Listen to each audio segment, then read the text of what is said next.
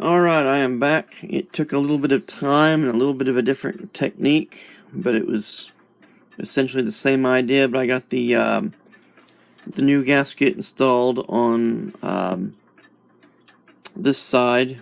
The diaphragm is all back in. As you can see, the eyelet is in the right shop. So we are now ready to reinstall the stylus bar and stylus bar pivot. And I haven't inspected this stylus to see if it's any good or not. When I bought this, it came with a tone arm and the complete setup. I had this crazy idea of building a large all-in-one portable record player. I used an old musical instrument case.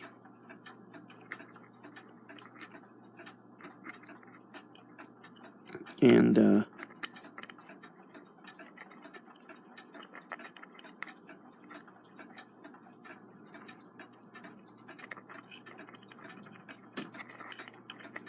it's a bit of a delicate operation here, getting it hooked.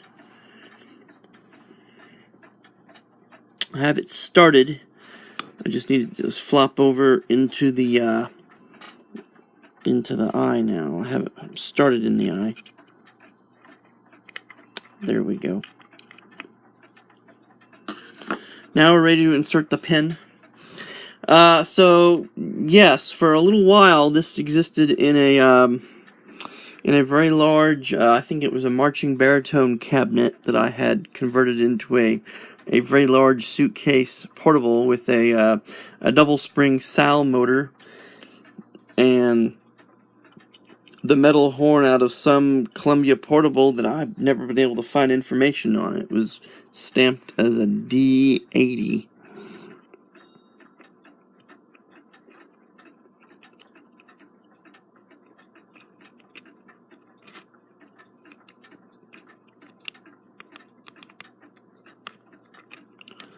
And if you have followed along and did the rebuild yourself, I hope you're happy with the results. Nowhere in this video was any promise made of professional results. This is 100% amateur production here.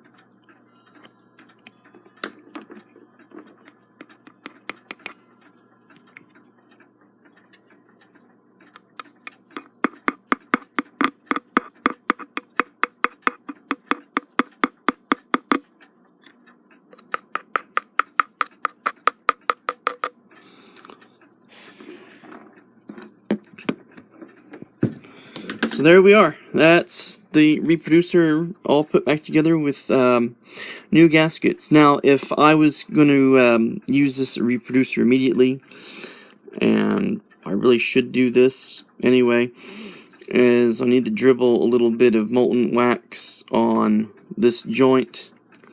The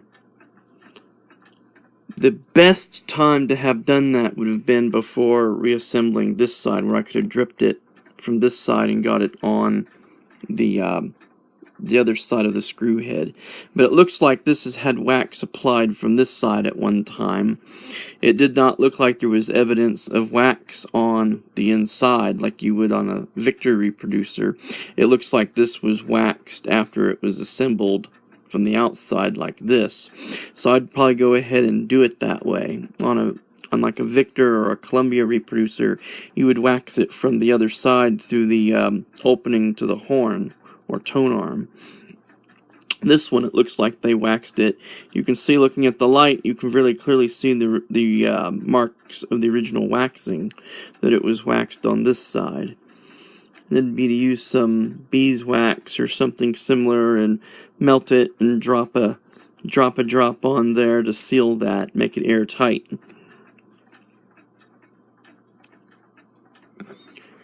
Very lucky on this side that the silk cord is intact and not broken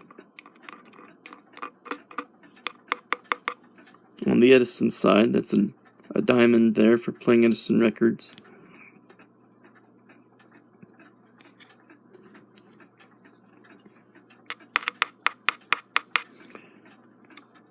But that would give you an idea, if you pay to have someone do this, give you an idea of what they might have to do.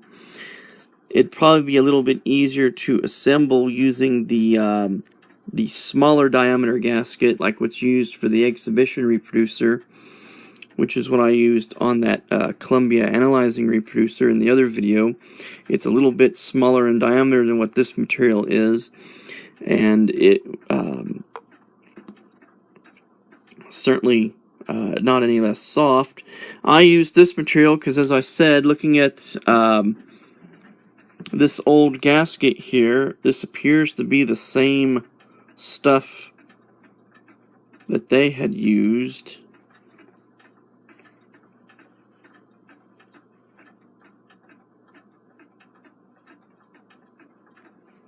Squash it down here to make it look similar.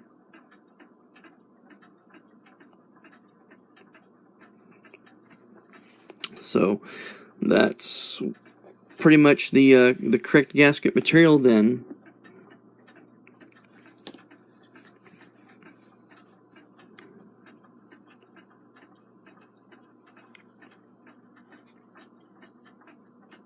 This is a little bit of a tricky job getting the gasket even all the way around. It's sticking out just a little bit further here than it is around there, but it's you know, not very accessible back in there.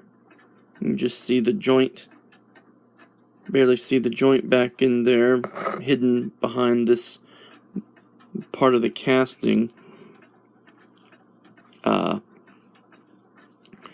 Definitely not one of the easier reproducers to rebuild, but still fairly doable. It's just basically building two mica diaphragmed reproducers.